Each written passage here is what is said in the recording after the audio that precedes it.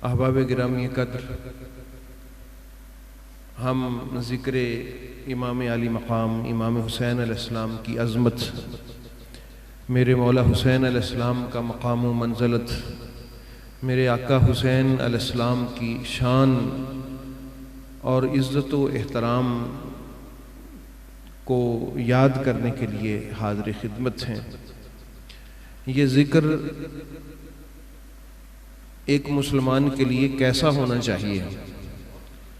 रसूलुल्लाह सल्लल्लाहु ताला अलैहि वसल्लम ने, हम ख़ास आप मेरे दोस्त अहबाब तशरीफ़ फरमा हैं, मखसूस अहबाब हैं,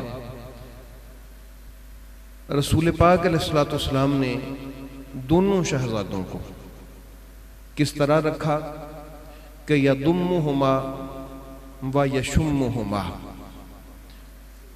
अपने सीने से लगाते और उनको सूंघते। मेरे रसूल पाक अलैहिस्सलातु वस्सलाम हसन हुसैन अलैहिस्सलातु वस्सलाम को सूंघते,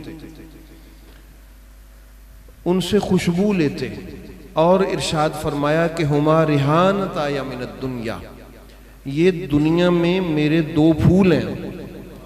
अब फूल से मुराद क्या है? तवज्जो है भाई, इधर देखें। फूल से मुराद क्या है? यानी मेरे और आपके महबूब फरमाते हैं कि हसन और हुसैन मेरी जिंदगी की बहार हैं। हसन और हुसैन तुम्हारे रसूल की जिंदगी की बहार हैं।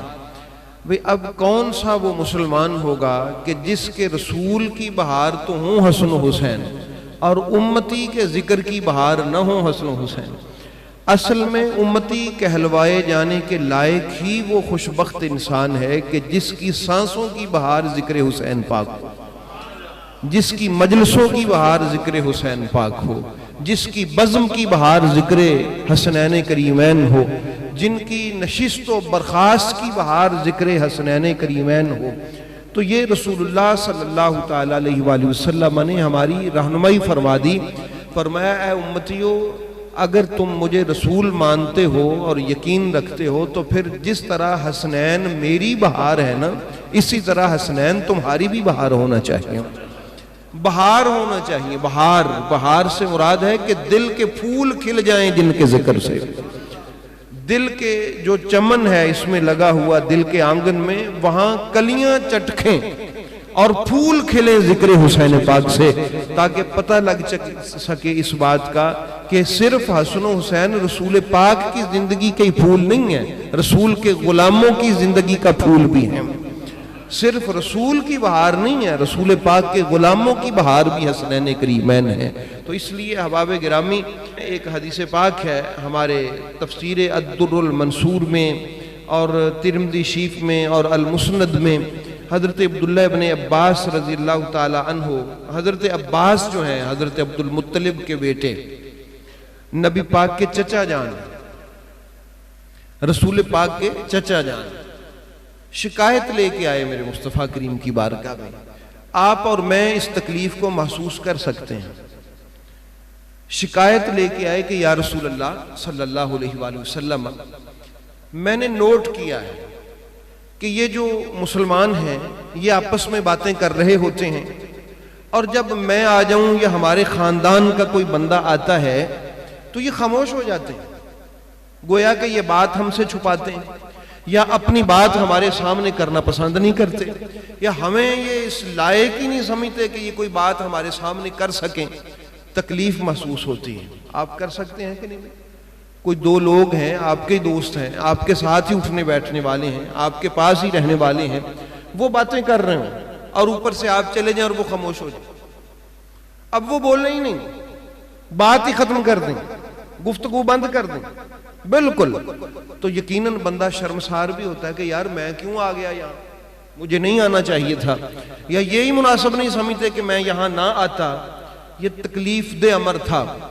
जब मेरे रसूल पाक की बारगाह में हजरत अब्बास जो नबी पाक के चचा हैं, उन्होंने ये शिकायत की, तो उस वक्त फिर ये हदीस पाक है जो किताबों के नाम मैंने आपको लिए हैं। फरमाया कि काला रसूलुल्लाह सल्लल्लाहु अलैहि वसल्लम, फिर मेरे मुस्तफ़ा ने लोगों को जमा किया और जमा करके अपने चचा जान को मुखातिब किया, लोगों को मुखातिब नहीं किया। सबके सामने अपने चचा जान को मुखातिब किया, अपने खानदान को मुखातिब किया, बनु हाशिम को मुखातिब किया, अपने अहले बैत को मुखातिब किया और कहा क्या, वल्लाह, ऐ बनु हाशिम, ऐ अहले बैत रसूल, मुझे अल्लाह की कसम है, ला यदखुलु क़ल्ब इम्रिइन ईमानुन हत्ता युहिब्बकुम लिल्लाहि व लिक़राबती।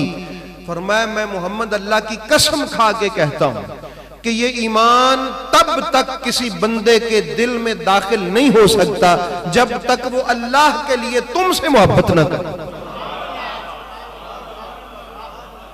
जब तक वो अल्लाह की खातिर तुमसे मोहब्बत न करे, वाले कराबती, और जब तक वो मेरी कराबत को मद्देनजर रखते हुए कि तुम मेरे हो, तुम मेरा खानदान हो, तुम मेरा घर हो, तुम मेरे अहले बैत हो, जब तक वो ये सोचकर तुमसे मोहब्बत न कर ले, अल्लाह ने ईमान पर पाबंदी लगाई है कि वो किसी बंदे के दिल में चला जाए। तो ये किस तरह मुमकिन है कि ईमान किसी बंदे के दिल में दाखिल हो जाए और उसके दिल में बुग़्ज़ अहले बैत हो? तो जब तक वो अहले, बल्कि यहां बुग़्ज़ की भी बात नहीं है, बुग़्ज़ तो बहुत परले दर्जे की बात है, बुग़्ज़ तो एक बहुत बड़ी बीमारी है। यहां यह है कि जब तक मोहब्बत न कर ले, मोहब्बत न कर ले, मवद्दत न कर ले, तब तक ये ईमान उसके दिलों में दाखिल नहीं हो सकता। तो जब मोहब्बत न करे तो ईमान नहीं आ सकता, तो बुग़्ज़ करने वाला किस जगह का बंदा मुस्लिम हो सकता है? तो इसलिए अहबाब गिरामी, आप और हम ये खुशबख्त हैं कि हमें अल्लाह ने अहले बैत अतहार की मोहब्बत अता फरमाई है।